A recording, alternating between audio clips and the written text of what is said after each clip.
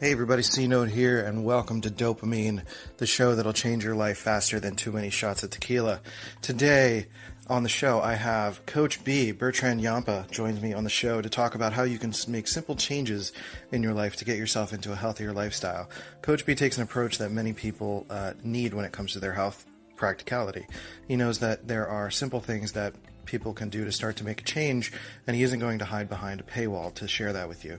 So he shares some great stories about his youth with issues in school and then the military, giving him some direction and other things that led him to this part of his life where he's now training and coaching people to be their best selves. Coach B has a really great story and is a great resource to get to work with to get started on making healthier decisions right now. So, without further ado, welcome, Coach B. Drums, please.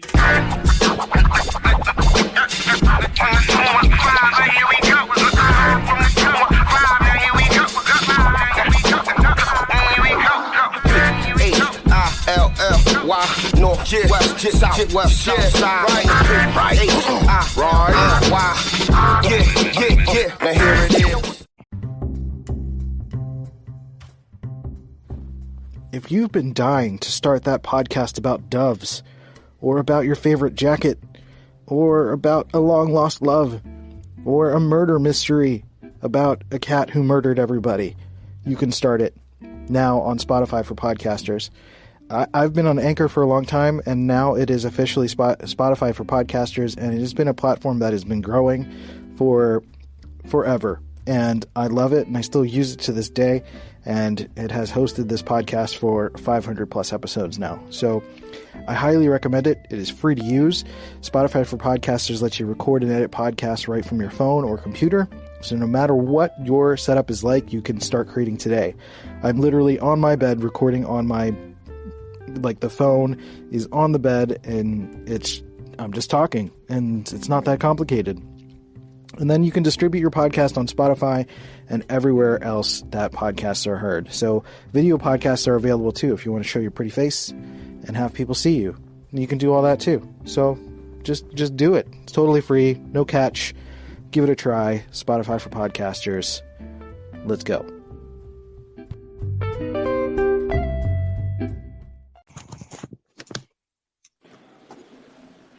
Hello, Coach B. Yo. Yo. Good to hear from you. Welcome to C-Note FM. How you doing? Man, I'm doing great. How you doing? Pretty good. Pretty excited. Doing a couple talks today and, getting some things done. So things feel real good today. Hell yeah. Yeah. So basically what I do is I just want to ask you a little bit to tell the people a little bit about yourself, what you do, and what your focus is. All right, perfect. My name is Bertrand. Everyone calls me Coach B or B, whichever one. I help people practically just, get healthy, or best term to niche it down to be, I help people lose weight, build confidence without ever stepping into a gym or, starving themselves. That's the best way I would put it. So, and I've been doing that for the past 7 years. But did I answer all those questions? Yeah, I mean, so what got you started in this? Did you have any kind of personal struggles when you were a kid or anything like that? Or what really got you into helping other people? So, yeah, when I was actually growing up, I never grew up around Black people. So that was really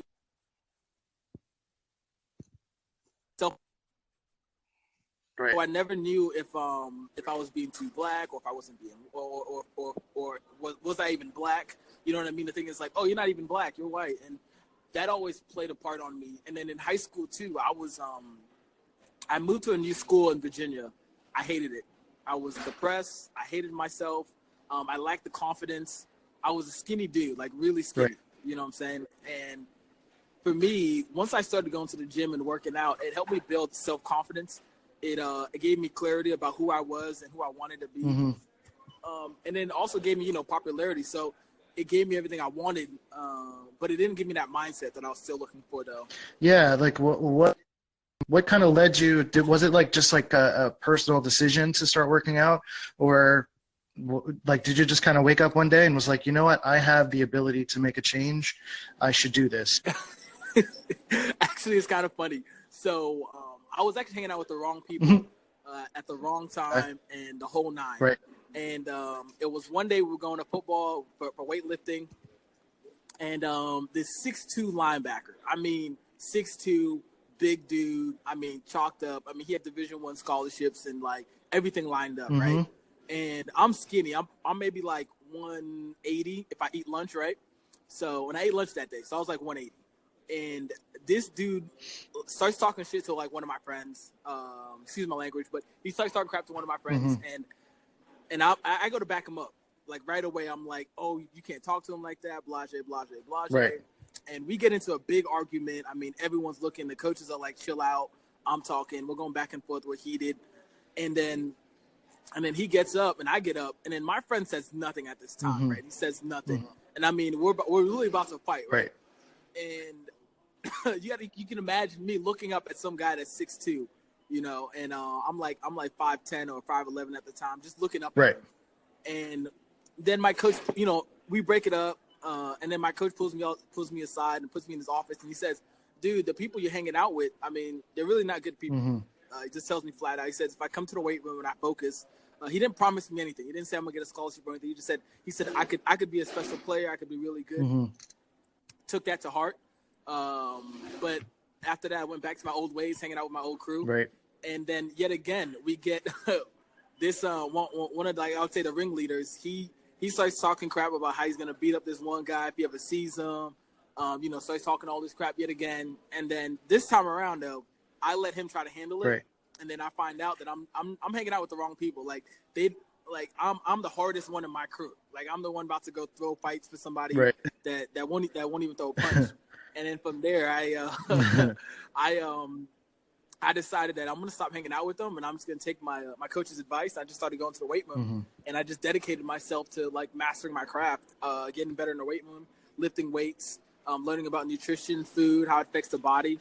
And I was able to know, you know, all the vitamins and all the proteins and supplements, pre-workouts, post-workouts, the whole nine. Right. Yeah, that's a lot. And that's a lot of – it's good because it's a lot of stuff to focus on, and it kind of keeps your head – it sounds like it keeps your head out of like, you know, all that bad stuff you were going through and people you were dealing with, gave you something to focus on. Oh, yeah, very much so. I mean, if I didn't have that, I think I would still be like lost in a sense. So it gave me clarity. So that was the biggest thing for me. Once it gave me that clarity, and it gave me like a path, and I just kind of stuck to that path. Right. And I don't mind if you curse, by the way. It's totally cool. It's just like, this is, you know, I try to keep it conversational as best as I can, but you know, a lot of people are like, like you can kind of feel it when they just want to kind of get a little bit more intense with their story. So I'm just like, I'm like, let loose, do whatever feels natural. It's totally cool. So in terms of like, so you kind of briefly mentioned the mindset shift, like you started to get into working out, but the mindset shift wasn't quite there yet. Like when did the mindset shift start to happen, and what kind of things were you considering? Were you starting to work with other people at that point, getting help from external sources? Like how did you start to develop that mindset aspect? Man, that's a great question. That the mindset portion didn't come till way later. Right. I was in college, and this is a fucking story too. So I'm hanging out with the wrong people yet again in college. Even though I'm on the football team, hanging out with the wrong people. You know, smoking, drinking, the whole nine, right? Right. And I'm going to a Christian school too, so you know it's even worse. Right. Because you know on Friday I'm like partying it up. Sunday I'm like kind of repenting and like, all right, God, like forgive me for my sins. Right. So, right. But then again, I fall into the wrong situation, hang out with the wrong people, get into altercation with me, a female, and someone else, and after that, the school kicks me out. The school kicked me out. Right. Come to find out, I actually didn't get kicked out of school. They just suspended me, but they suspended me. So my belief was that if I didn't go to college, I didn't get a degree. If I didn't take all those necessary steps, I wouldn't get a good job. If I didn't get a good job, I thought that I was going to be homeless and broke. So for me, it was a pivotal point in my life to say, hey, I really have to step up. I got to watch what I say. I got to watch what I do. And I got to mean what I say and what I do. Right. And that was the start of my mindset work, because I fell into depression, suicidal thoughts. I mean, I thought my life was over. Right. You know what I'm saying? I really did. I thought everything was gone for me. Mm-hmm. And if anybody's been there where it's like there's no glimpse of hope. Like, you're looking for the light at the end of the tunnel, and there's no light at the end of the tunnel. You know what I mean? You start replaying the moment in your head, like, why did I do that? Why didn't I do something else? Why did I do that? Why did I do something else? Right. And I just and then I started blaming other people. I started shifting the blame. I was like, well, it wasn't my fault. If only this happened. If only I did this. If only my parents would have done this. If this. And it wasn't until I moved to Texas to live with my uncle, and then I woke up one day. Just randomly one day, I swear to God, one day I woke up, just went on a run. I pushed myself. I went on, and I'm not a long distance runner at all. I hate long distance. Right. So I ran, I don't know how long I ran, but I just ran until my body was like damn near like exhausted. And what happens is when you work out, these endorphins get released. These positive endorphins get released. Right. And they make you feel good. You know what I'm saying? It's the same endorphins that you get after sex. It's the same thing you get after working out. Right. So I didn't notice at the time, but the next day I woke up and I went on a run again, and I just pushed myself, and I just kept working out every day. And every day when those endorphins would get released, it was kind of like my light at the end of the tunnel. Right. I would look forward to that. And then from there I got a job at Subway. I kept moving. I left Subway, started going back to school. From there, I joined the military, and then that was the biggest mindset work for me, was when I made that decision for myself to join the military. Right. And then that was when I started like making my own choices for myself. Right. And before I go any further, even before then, like the college I went to, my mom influenced me to go to that college. I didn't want to go to that college. She was like, it'd be a great school for you. You should go. I always let other people's opinion affect my decisions. And for me to join the military was like my own choice. Right. I joined it because of me. And then when I went to boot camp, I couldn't blame anybody but myself. Right. And I remember day one of boot camp, they wake up, they flip on the lights, and then they're like, yeah, wake the fuck up. And then they're like, get out of bed, toe the line. So there's like this big like tape around this like huge rectangle that we had to toe the line on. Right. And then from there, they start flipping the beds. Like, they start flipping beds, throwing lockers on the ground. I mean, the place is a fucking mess. I'm over there like, what the fuck did I get myself into? and I'm over there like, I can either, and they're like, if you want to quit, you can quit right the fuck now. Go home. Right. Fuck you. I was like, holy shit. Like, I just got myself into something crazy. And I was like, I don't know if I can do this. Mentally, then I started playing that game again. Like, can I do this? Like, you know, I had no one to blame but myself. So it was a lot of inner work. I was like, every day I had to tell myself, one day at a time, do this, do that, and then go home. You know what I mean? Right. So every day I'll just focus on that one day. Every day I focus on one day. And one day turned into 3 months, and 3 months later I graduated from boot camp, and I was kind of like a new man. I mean, from there I started making my own choices, started deciding what I was going to do, how I was going to live my life. And since then, I mean, I've made a lot of decisions on my own. And it's been the best thing for me. I think the thing for me, that mindset work for me, was when I started to stop blaming everybody and started blaming and started and not even blaming myself, but taking responsibility, self-responsibility. Right. And that's the biggest mindset work for me. I took self-responsibility. I did the dirt, you know what I'm saying? And mentally, that's what gave me that big mindset shift. Yeah, that's huge. You know, that's kind of what's interesting about like your story with like kind of getting mixed in with the wrong crowd and then kind of going through the military is that especially for a lot of young men, we kind of naturally look for some sense of status. You know, that's why a lot of men get involved in like gangs or difficult people or things like that, because we don't feel like we naturally fit into something. We're trying to figure out if we fit into something or if we have the means to be a leader in something. And I think you were a natural leader who was trying to fit into something, or maybe trying to, and I'm not going to try to psychoanalyze, but it seemed like you had these core values within you that were pushing you at every stage. Like no matter how deep you would get into it, you know, you still had something in you that was telling you, that I can do better. I'm there's something in me that wants me to keep going. Do you think there was something related, if that's true, is it something related to like family, or is it just kind of like your personality that you did not want to fail? Man, that's amazing that you got that whole thing from that, and that's totally me.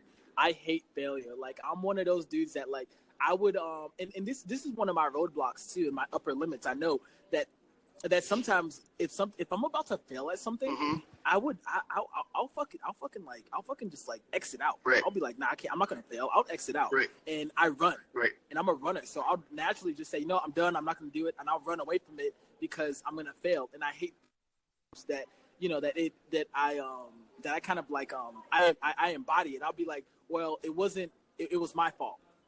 It was me. And that's how much I hate failure, that I'd run from it. So now I'm learning how to take that in and be like, if I fail, cool, I failed because I failed.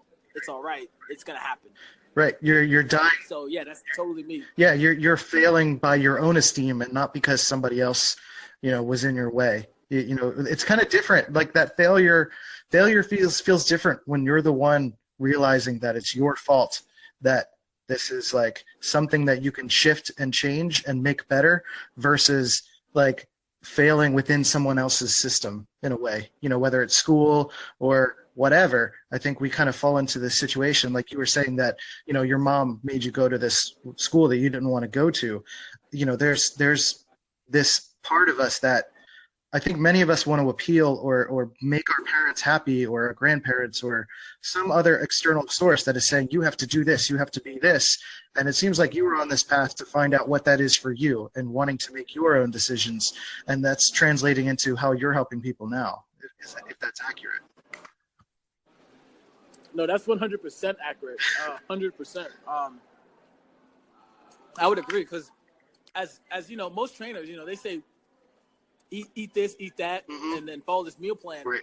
I don't give my clients a meal plan. Right. I don't give my clients, I mean, I give them a workout, but at the end of the day, it's all mindset work. It's a lot of mindset work that we do, especially when we hop on a coaching call. I mean, and it's not my goal to rip them apart, but it's my goal to push them mentally. Right. Even when I was training my clients, sometimes I won't even count. They'll be like, are you counting? I'm like, no, I'm not counting. Start from one. Right. But it's everything I do is because of mindset. It's to push them mentally. And nothing crazy, you know, I mean, nothing crazy, but just to push them mentally, to understand, like, everything you do, it all starts in the mind. Like, hey, this is mental. Right. This is mental. You know what I mean? I tell themselves, hey, tell yourself, this is mental. I got this. You know, and I preach affirmations and stuff, but everything we do is mental. And I totally agree with what you just said. Yeah, you know, that kind of made me think of, I recently was listening to a podcast on the art of manliness, and they were talking about motivation being kind of like this false construct that we have. And it's something I'm exploring personally, where motivation is often associated with an external force. Like, I need something to tell me to get up out of bed to do this, as opposed to something that you're training yourself that is a part of your life. And that can translate to business, that could translate to weight loss, things like that. And one of those key things was using the words can't versus don't, meaning a lot of people will say, like, you know, if they're on a diet, you know, like, I can't eat sweets, versus I don't eat sweets. Like, it's more of a mindset decision, whereas can't is like a barrier. Can't is like, I'm not allowed to, and it gives you the opportunity to cheat. Whereas don't, you're making that a very solid foundation. Like, I do not eat sweets, I do not drink soda, I do not do this. This is who I am as a person. I do not do that. And that really struck me as a big mindset thing. So with things like that, like, or is it things like that you teach people? Like, do you have examples of things that you're kind of doing in your training that will help with that mindset shift?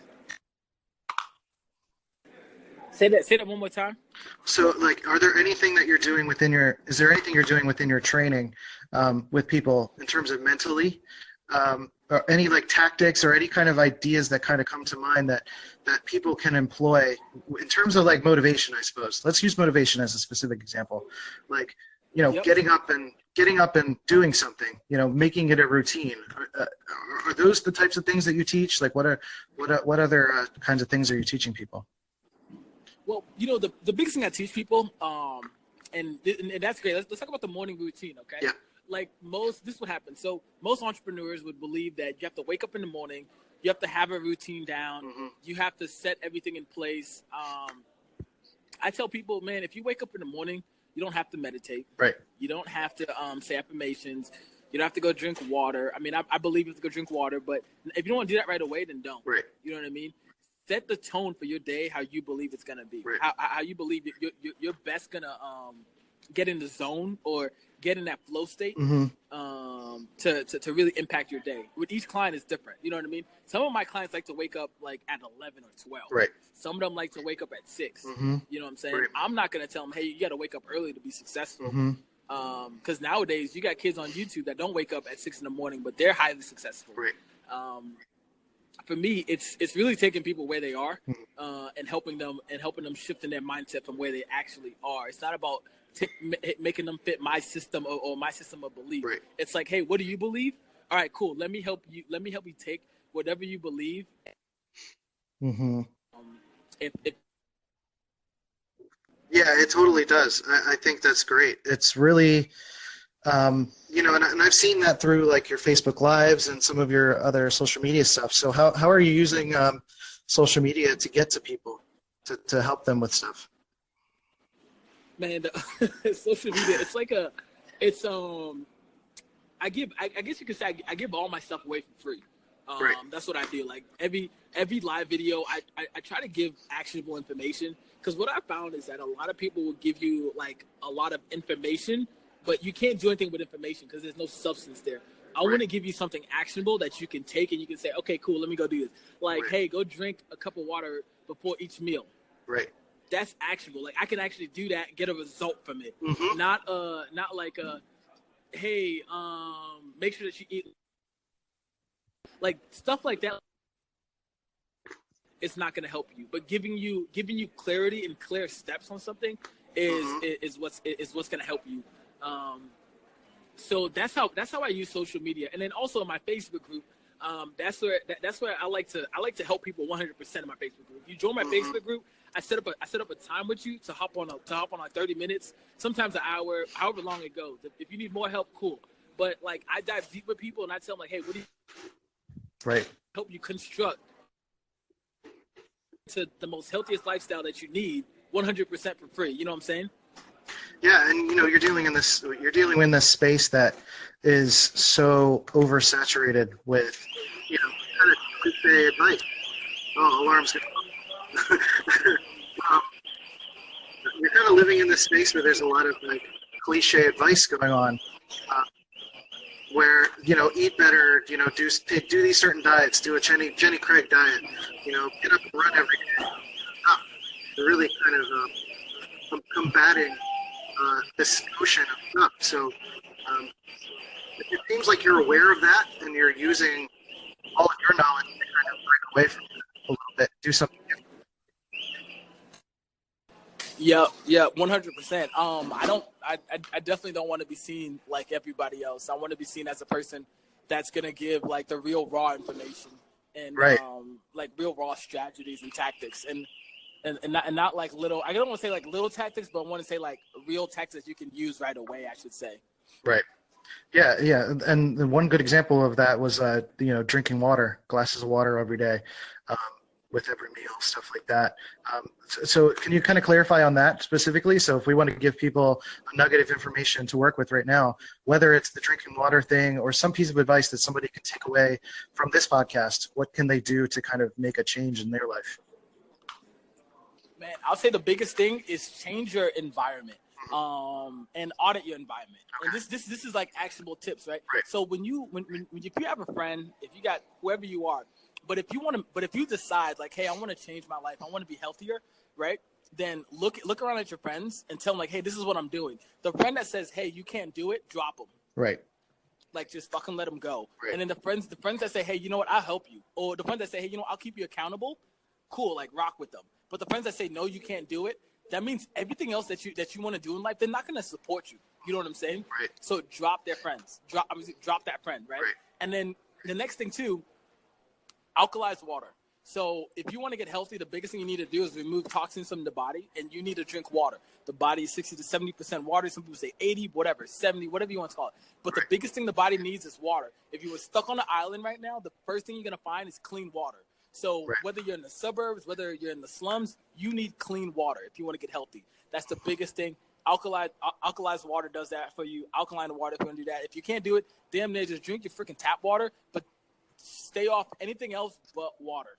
Yeah, absolutely. I agree with that too. That was a big change for me. Like I lost a lot of weight in my early 20s over more of like an extreme kind of diet. But that was the first thing that I did was I stopped drinking soda. I stopped drinking all these like sugary drinks. Like that makes a huge impact on how you feel about yourself and is really a good place to start.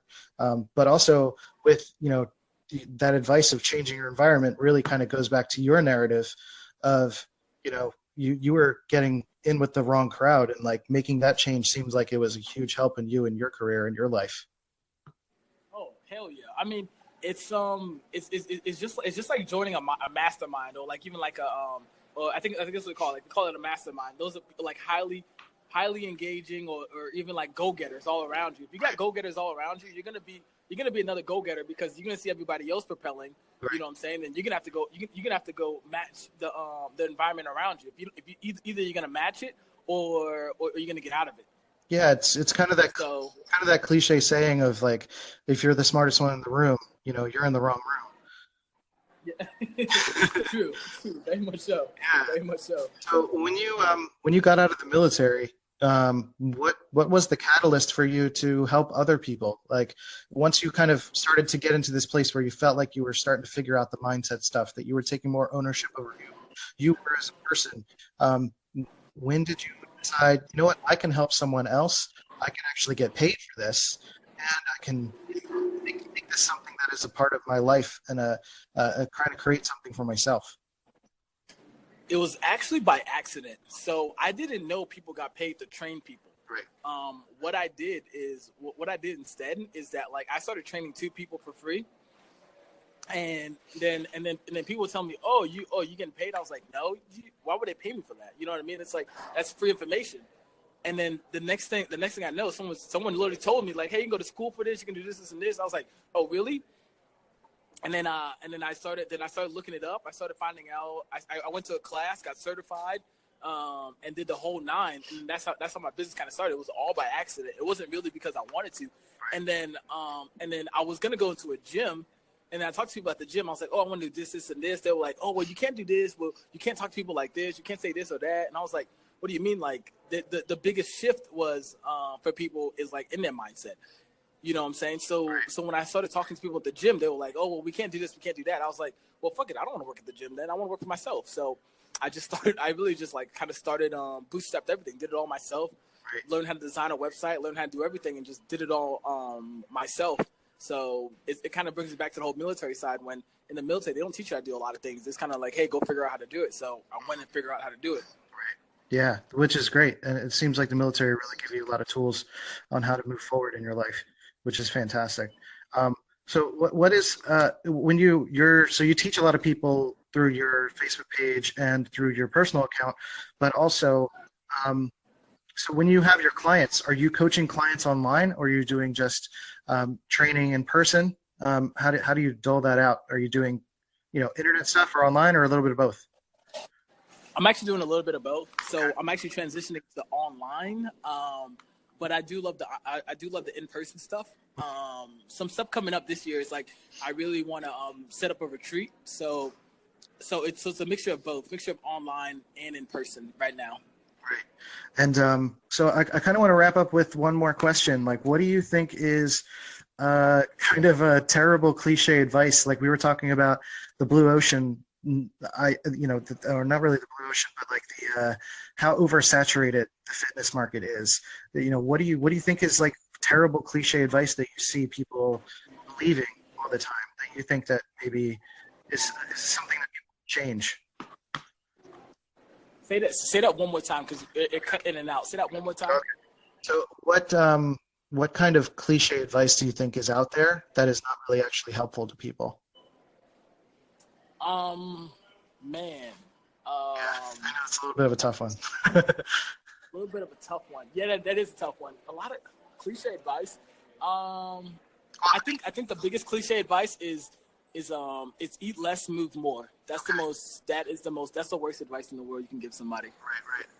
Yeah. Can you maybe elaborate a little bit on that a little bit more? Because I know when I was going through a lot of training in my early 20s, like, you know, eating was probably the most important part of training, actually. You know, it's kind of cliche to, like, if you want to lose weight, you need to eat less. So is it just eating more of good foods more regularly, or is it more of a personalized diet? You really need to think about, like, what your needs are. Yep, I would say you gotta see what your needs are, and plus also you gotta figure out, like, what's working for you, not what's working for, like, Jim or Bob or Nancy or Stacy. Because a lot of times what happens, your friend will come in the office or even you'll meet them up and they'll be like, oh, I lost 20 pounds doing this. Like, the biggest thing right now is, like, keto. Right? So everyone's keto. Everyone wants to go keto, right? And I tell people, okay, that's great, but can you do keto for the next 20 years of your life? Right. You know, and you got to find out what's going to work for you. And the reason why I say eat less and move more is because if you eat a whole bunch of vegetables, you could eat like 2 pounds of vegetables. And that's going to cut you up. You're going to like, your body's going to turn into like a fat burning machine, because of vegetables and the phytonutrients and all that good stuff. But if you eat a whole bunch of junk, then you're going to feel like junk. But if you eat a whole bunch of, like, what I call high grade fuel, like vegetables, lean meats, and complex carbs, if you eat a whole bunch of that, you're going to be great. You know what I mean? You can eat all that all day and be great. Mm-hmm. Yeah, it sounds like, food is important, mindset's important, and it seems like you also offer kind of this ability to just have a coach, literally be Coach B, and be able to look at what people are doing, to give them new mindset tools to work with, and help them day to day. So how long are you typically helping someone? Is it kind of like a continuous cycle? Do you offer like a few weeks of things? Is it day to day? What is kind of a typical experience with Coach P like? Well, I'm just about to release my what I call my 15 pounds in 15 days course. It's an intense 15 days where it's not really focusing on losing 15 pounds, but it's focusing on building habits. And because of the habits that we build, it's the byproduct is like losing 15 pounds. Oh no, I lost you. 6 months with me. Okay. Sorry, I'm kind of losing you for a second. Hold on. No, it's all good. Anchor's a bit of a pain sometimes. So hopefully it caught that, because I didn't hear it. But or maybe can you just kind of like just do the quick pitch for the 15-minute what you were talking about, the 15-pound stuff, because I didn't really hear a lot of it, and I want to make sure that our audience hears it too. Yep, I got you. Well, I'm just coming out. It's actually going to be a book too. So I'm coming out with a book. It's called. It's going to be the Blueprint 215. It's how to lose 15 pounds in 15 days and keep it off without starving yourself or stepping foot in the gym. And there's also a course with it that's the 15 pounds in 15 days. It's an intense 15 days where we help you build incredible habits to lose 15 pounds in 15 days and build habits, like healthy habits that are actually going to help you. And the byproduct of building those habits, you're going to lose 15 pounds in 15 days. So that's amazing. And then usually people stick with me for about 6 months, but I do have a 3-month program, and I do have a 6-month program. Cool. Well, that sounds really rad. It sounds like something that's going to be really helpful for people. I think your story is really interesting, and I'm glad that you were willing to share that with me. So I think we'll wrap it up here, unless you want to add anything else, or you just want to let people know like where they can get in touch with you. Yeah. If you need to get in touch with me, I'm at www.coachbn.com, and you can also get in touch with me on Facebook at bertrandngampa.com. Excuse me, Bertrand Ngampa. That's kind of funny. Or you can also go to my group, Healthy Living for Entrepreneurs. You can also get in touch with me there, or just send me a private message and just slide in my DMs. I don't mind at all. All right, awesome. Well, Coach B, you're a good dude. I'm glad you are where you are and you're doing well. And I'll check up with you in a few months. Maybe we'll do a follow-up and see how things are going. No, I appreciate it, Christian. All right, buddy. I'll talk to you later. All right, later, Christian. Thanks. Bye. Hey, you beautiful human. Thanks for listening to DOPEamine. I really appreciate it. If you thought this was a dope show, then you should wait until next week. But also, while you wait, you should go to iTunes and Stitcher and leave a positive review. Positive reviews help me to fill up my dopamine tank. Otherwise, you could send your friends to dopamine.life to listen to the show, or HiMyNameIsChristian.com to get the latest updates. I'll catch you later. Baby, I'm a fiend. Oh, you know you got me going off your dopamine. All I need is for you to put me on to the recipe. Yeah. Ooh, purple flowers, candy showers in the air. You dance for hours as I watch from overhead. It's a my thing. You got me going off your dopamine. Yeah, it's a my thing. You got me going off your dopamine.